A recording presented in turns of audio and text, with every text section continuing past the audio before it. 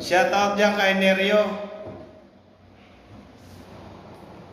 Ito naman guys yung tinatawag natin na exhaust fan. May dalawa kasing klase yung exhaust fan. Merong wall at saka ceiling. Ito na yun guys. Ito yung wall exhaust fan.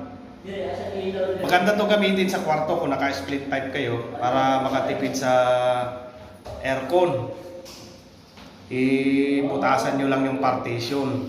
Tapos lagyan nyo ng wall exhaust fan. Ayan, no? Wala kasi akong cameraman ngayon. Para makatipid sa aircon, kuryente, kinagamitan ng exhaust fan.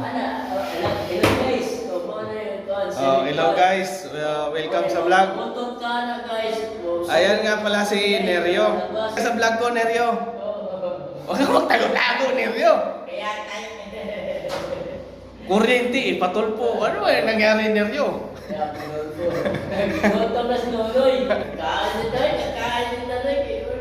Magtitrace lang ng wire.